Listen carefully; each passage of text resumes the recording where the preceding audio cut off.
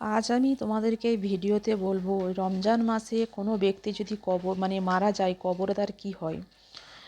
আর অনেক মানুষ এটাই ভাবে যে রমজান মাসে মারা গেলে সেই ব্যক্তি সোজাসুজি নাকি জান্নাতে প্রবেশ করে।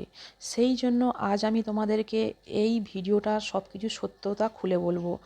আর এর সাথে সাথে আমি তোমাদের কিছু প্রশ্নের উত্তর দেব, দু চারটে প্রশ্ন। যেমন যেই ঘরের প্রশ্নগুলো যেই ঘরের রাত্রেবেলা খাওয়া হয়, বাসন বাটি এইগুলো ধোয়া হয় না, সেই ঘরের কিভাবে কী রকমভাবে বালা মুসিবত এসে থাকে, সেই বিষয়ে আমি আলোচনা করব। কোন কোন মুসিবত পেরেশান আসতে থাকে, এর সম্বন্ধে হজরত রাদিয়াল্লাহু আনহু কি বলেছেন। এর সাথে সাথে আমি তোমাকে আর একটা প্রশ্ন জানাবো যে বিয়ের প্রথম রাতে একজন স্বামী তার স্ত্রীকে চারটি কথা জানালেন, আর এই চারটি কথা তার স্ত্রী শুনে বলল এই কথা আমাকে আর কোনোদিন বলবে না। সেই চারটি কথা কি ছিল, এই বিষয়ে আমি তোমাদেরকে বলাবো। এর সাথে সাথে আমি আরও জানাবো হজরত আনহু ইরশাদ করেছে খাওয়ার সময় একটা ভুল সেটা করবে না, সেটা করলে আপনার মহা বিপদ হবে। তো এই কিছু প্রশ্নের উত্তর আমি আপনাদেরকে দেব। ভিডিওটা আপনারা পুরোপুরি দেখবেন, তবেই বুঝতে পারবেন। ভিডিও যদি তোমার যদি ভালো লাগে তোমরা অবশ্যই একটা লাইক একটা কমেন্ট তোমরা করে দেবেন। চলুন ভিডিওটা শুরু করা যাক। আমরা সবসময় এটাই ভাবতে থাকি মনের মধ্যে যে রমজান মাসে নাকি মারা গেলে কোনো ব্যক্তি যদি ইন্তেকাল করে সে হিসাব না ছাড়াই সে জান্নাতে যাবে, কোনো কবরে কোনো শাস্তি হবে না। সর্বপ্রথম আমি তোমাদের একটা কথা বলবো, এটা সত্যি কথা, রমজান মাসে কোনো মানুষ যদি মারা যায় সে জান্নাতে প্রবেশ করবে, তবে সেই ইমানদার হতে হবে। তার কোনো গুনাহ থাকবে না, সে পুরো ইমানদার হবে, সে সবসময় ভালো কাজ করে গেছে, তার জন্য রোজার মাসে সে যদি ইন্তেকাল করে সে জান্নাতবাসী হবে। তো তোমরা বুঝতে পারলেন। আর তার কবরটা তার কাছে সহজ করে দেন, আর আল্লাহ তাআলা সেই ব্যক্তির জান্নাতে যাওয়ার জন্য ব্যবস্থা করে দেন। সুবহানাল্লাহ। হজরত আবদুল্লাহ ইবনে রানু থেকে বর্ণিত আছে, রাসূলুল্লাহ সাল্লাল্লাহু আলাইহি সাল্লাম ইরশাদ করে বলেছেন, যে ব্যক্তি রমজান মাসে ইন্তেকাল করবে সে ব্যক্তি জান্নাতে মানে দাখিল করবে। যে আর এক ব্যক্তি আছে হিজলি মাসের যে ময়রমের মাসে যে ইন্তেকাল করবে সেও জান্নাতে যাবে।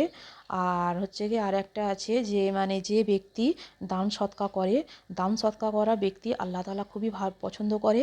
দান সৎকা ব্যক্তিও যদি ওই সময় যদি দান সৎকা করতে করতে যদি মারা যায় তবে সেও জান্নাতে যাবে। তো আপনারা বুঝতে পারলেন। রাসূলুল্লাহ সাল্লাল্লাহু আলাইহি সাল্লাম বলেছে যে এই পবিত্র রমজান মাসে মৃত ব্যক্তিদের কবর থেকে আযাবকে উঠিয়ে নেওয়া হয়। এমনইভাবে আরেকটি হাদিসে লেখা আছে, আয়েশা সিদ্দিকীতে বর্ণিত আছে, রাসূলুল্লাহ সাল্লাল্লাহু আলাইহি সাল্লাম বলেছেন রোজা অবস্থায় যে ব্যক্তি মারা যাবে আল্লাহ রাব্বুল আলামিন কিয়ামত পর্যন্ত সেই ব্যক্তির আমলনামায় রোজার সওয়াব লিখতে থাকবেন। সুবহানাল্লাহ। এই সমস্ত রিওয়ায়াত থেকে আমরা বুঝতে পারলাম যে ব্যক্তি রমজান মুবারকে মারা যাবে সে যদি নিজের ঈমানকে বাঁচিয়ে রাখে মারা যায়, ঈমান অবস্থায় যদি মারা যায়, যদি নেক ও ভালো হয়, দ্বীন ইসলামে যদি মারা যায়, কবরের মধ্যে তার কবরের কোনো হিসাব প্রকাশ হবে না। আল্লাহ তাআলা রাব্বুল আলামিন জান্নাতে যাওয়ার জন্য সমস্ত রাস্তাকে সহজ করে দেন এবং খুলে দেন, এতদূর পর্যন্ত যে জান্নাতে যাওয়ার সমস্ত ব্যবস্থা আল্লাহ রাব্বুল আলামিন পক্ষ থেকে হয়ে থাকে। সুবহানাল্লাহ। হজরত আনাসি রানু থেকে বর্ণিত যে রাসূলুল্লাহ সাল্লাল্লাহু আলাইহি সাল্লাম বলেছে যে যে ব্যক্তি রমজান মুবারক এসে গেছে, এই জান্নাতের সমস্ত দরজাকে খুলে দেওয়া হয়েছে এবং জাহান্নামের দরজাকে বন্ধ করে দেওয়া হয়েছে এবং শয়তানকে শিকলকে বন্ধ করে রাখা হয়। মেহেরুন সেই ব্যক্তি হয়ে থাকে যে ব্যক্তি রমজান পেল অথচ ক্ষমা করাতে পারলে না। রমজান মাসে যখন ক্ষমা করাতে সে পারল না, সে কখন করবে? সেই জন্য এই পবিত্র মাসে আল্লাহ রাব্বুল আলামিন মালিকের কাছে যতটা সম্ভব তোমরা দোয়া করবেন, তোমরা ইবাদত করে নিজের ক্ষমার জন্য তোমরা দোয়া করতেই থাকবেন।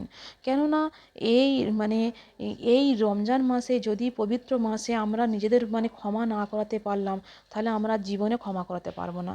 কেন বছরটা আমরা আগের বছর ফিরে পাবো কি না পাবো আমরা কেউই জানি না। হজরত রাদিয়াল্লাহু আনহু ইরশাদ করে বলেছেন, খাওয়ার সময় একটি ভুল কখনোই করবে না। তারপরে আমি জানাবো যে একজন স্বামী তার স্ত্রীকে চারটি কথা কি বলেছিলেন, সেই চারটি কথা কি ছিল। এক ব্যক্তি হযরত রাদিয়াল্লাহু আনহুর কাছে এসে বললেন, হে আলী, আমি কথাগুলো ভুলে যাই, আমার স্মৃতিশক্তি দুর্বল হয়ে গেছে, আমি দিনের পর দিন স্মৃতিশক্তিগুলো আরও দুর্বল হতে যাচ্ছে। জিজ্ঞাসা করার সাথে সাথে হযরত আলী রাদিয়াল্লাহু আনহু বললেন, হে আল্লাহর বান্দা, তোমার চেহারা এটাই বলছে যে তুমি খুব তাড়াতাড়ি গরম গরম খাবার খেয়ে থাকো। এটা সর্বসময় তোমরা একটা কথা মনে রাখবেন যে গরম গরম খাবার তোমরা খাবে না, দিমাগ আর মস্তিষ্ক দুর্বল হয়ে যায়, এমনকি শারীরিক রোগ তার শরীরের মধ্যে দাখিল হয় এবং তার কথাগুলো এবং সেই মোমেন্টে কথাগুলো সে ভুলতে থাকে। আবার সেই ব্যক্তিরা জিজ্ঞাসা করতে লাগলে, হে আল্লাহ, আমি কিভাবে খাবার খেলে আমার খাবার স্মৃতিশক্তি, আমার মস্তিষ্ক, আমার শরীর সব কিছু সুস্থ থাকবে, মস্তিষ্ক আমার শরীরও মজবুত থাকবে। হযরত আলী তখন বললেন, সর্বপ্রথম তোমরা রাব্বুল আলামিনের নাম নেবেন। খাবার বসে খাবে, দাঁড়িয়ে খাবে না, এবং ডান হাতে খাবে, বাঁ হাতে খাবে না। খাবার ঠান্ডা করে খাবে এবং ছোট ছোট করে খাবার মুখে তুলবেন এবং সেটা ভালো করে চিবিয়ে চিবিয়ে খাবেন। খাবার খাওয়ার সাথে সাথে পেট ভরে পানি খাবে না। খাবার কিছুক্ষণ আধ ঘন্টা পরে পানি খাবে।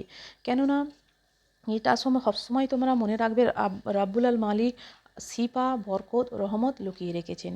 যে ব্যক্তি সঠিকভাবে খাবার খেয়ে থাকে এবং খাবার খাওয়ার পর আল্লাহ রাব্বুল আলামিনের শুকরিয়া আদা করে থাকে, সেই খাবারটি তার শরীরের জন্য শিফা হয়ে ওঠে, সেটি তার জন্য ওষুধও হয়ে যায়, বরকত ও রহমতের জামানত হয়ে যায়। চলুন এবার আমরা আরেকটি প্রশ্নের উত্তর দিই যে একজন স্বামী বিয়ের প্রথম রাতে তার স্ত্রীকে 4টি কথা কি বলেছিলেন।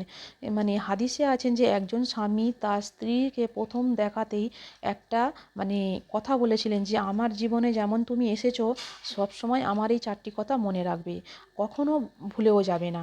নম্বর 1, আমি তোমাকে ভালোবেসেছি, সেই জন্য আমি তোমাকে বিয়ে করেছি। যদি তুমি আমাকে ভালো না লাগতে, আমি তাহলে তোমাকে বিয়ে করতাম না, আমার ঘরেও আনতাম না। আমি একজন মানুষ আছি, কিন্তু আমি একজন ফেরেশতা নয়। আমি যদি কখনো ভুল করি, মানে সবুর করবে, ছোট ছোট কথাগুলোকে ভুলে যাওয়ার চেষ্টা করবে, যে কোনো ছোটোখাটো কথাতে ঝগড়া শুরু করে দেবে না।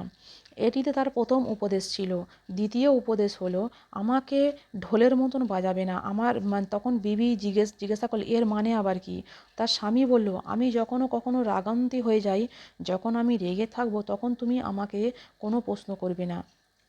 তবে আরেকটা কথা, যদি একটা ছেলে রেগে থাকে, তখন কোনো মানে স্ত্রী মেয়েরা তাকে তখন রাগাবে না। আর যদি কোনো মেয়ে রেগে যায়, তখন তখন ছেলেদের উচিত যে তখন তার ঝগড়া থেকে বাঁচার জন্য, সম্পর্ক টিকিয়ে রাখার জন্য এর থেকে ভালো রাস্তা আর নেই।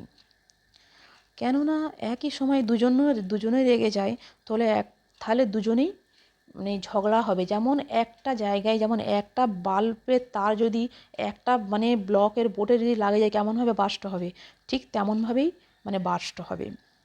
তো এই একই সময়ে যদি স্বামী স্ত্রী যদি রেগে যায়, হতে পারে তাদের দুজনের মধ্যে ছাড়ছেন হয়ে যাবে। সেই জন্য এটি সর্বসময় মনে রাখবে যে যদি স্বামী রেগে যায়, তার স্ত্রীর উচিত না বলে সেখান থেকে চলে যাওয়া। আর যদি স্ত্রী রেগে থাকে, তাহলে স্বামীরও সেখানে উচিত যে সেখান থেকে কিছু না বলে সেখান থেকে চলে যায়। নম্বর 3, আমার সাথে গোপনে সমস্ত কথা বলবে, কিন্তু মানুষের সামনে কোনোদিন আমাকে ছোট করবে না। নম্বর 4, আমার হৃদয় একটি আছে, এটা ভালোবাসা থাকবে, না হলে ঘৃণা থাকবে। একই সময় মহব্বত, একই সময় ঘৃণা হৃদয় থাকতে পারে না। যদি জীবনে আমার কোনো কথা খারাপ লেগে থাকে, সেটাকে কখনো নিজের মনে রাখবে না, সেটিকে ভুলে যাবে এবং মনে রাখবে না। আর এরপরে যেই ঘরেতে রাতের খাবার বাসনপত্র ধোয়া হয় না, সেই ঘরে কি হয়ে থাকে? যেই ঘরেতে রাতের খাবার খেয়ে বাসনপত্র পরিষ্কার করা হয় না, সেই ঘরেতে কি হয় এবং হযরত রাদিয়াল্লাহু আনহু কি বলেছেন। একবার এক মহিলা হযরত রাদিয়াল্লাহু আনহু হাজির হয়ে বলতে লাগলো, হে আলী, অবশেষে আমার কি অভ্যাস আছে যার কারণে আমার ঘর থেকে মুসিবতের পেরেশানি দূরই হয় না। তখন হযরত রাদিয়াল্লাহু আনহু বললেন, হে মহিলা, তোমার একটা অভ্যেস আমাকে পেরেশান করে রেখে দিয়েছে। তখন সে মহিলাটা বলতে লাগলো, হে আলী, সেই অভ্যাসটা কী? তখন হযরত আলী রাদিয়াল্লাহু আনহু বললেন, তুমি রাতের ঘুমানোর আগে খাবার শেষ করার পর সেই বাসনপত্রগুলো না ধুয়ে ধায়ে তুমি রেখে দাও। এটা সর্বসময় মনে রাখবে, যে ব্যক্তি খাবার বাসনপত্র পরিষ্কার করে রাতের বেলায় এমনভাবে রেখে দেয়, সেটা শয়তান ও জিন সেই পত্র শোভন করতে বাড়িতে চলে যায়। এই ছোটোখাটো কথাতে বাড়িতে মানে মানুষে একে অপরের সাথে ঝগড়া মারামারি করতে শুরু করে দেয়। তারপরে ঘরের শান্তি বরকত একেবারে চলে যায়। এই মহিলা রাতের খাবার খেয়ে বাসনপত্র থাকবে সেটাকে ঘুমানোর আগে পরিষ্কার করে নেবে। যদি না তুমি এমন করে থাকো তাহলে রব্বুল আলামিন করমে তোমার ঘর সমস্ত বালা মুসিবত থেকে বেঁচে থাকবে। শয়তান ও জিন তোমার ঘর থেকে অনেক দূরে চলে যাবে। এমনই করে তোমার জীবন থেকে সমস্ত পেরেশানিও দূর হয়ে যাবে। তো ভিডিওটা যদি তোমাদের ভালো লেগে থাকে তো তাহলে অবশ্যই তোমরা লাইক করে যাবে। আর ভিডিওটা আমি সম্পূর্ণ তোমাদেরকে বললাম যে রমজান মাসে মারা গেলে কি হয় না হয়, কেমন মানুষ মারা গেলে জান্নাতে যাবে আর জাহান্নামে যাবে, আর রাতের বেলা ঘুমোবার আগে খাবার না খেলে কি ক্ষতি হয়, আর এক স্বামী স্ত্রীর মধ্যে সম্পর্ক টিকিয়ে রাখার জন্য কি কি করতে হবে, সেই সব জিনিসগুলো আমি তোমাদেরকে আজ তুলে ধরলাম এই ভিডিওর মাধ্যমে। তোমাদের ভিডিও যদি ভালো লাগে অবশ্যই তোমরা ইসলামিক ভিডিও তোমরা অন্যজনকে শেয়ার করে দেবেন। খোদা হাফেজ। আবার কোনো নতুন ভিডিও নিয়ে আমি আবার নিয়ে আসবো।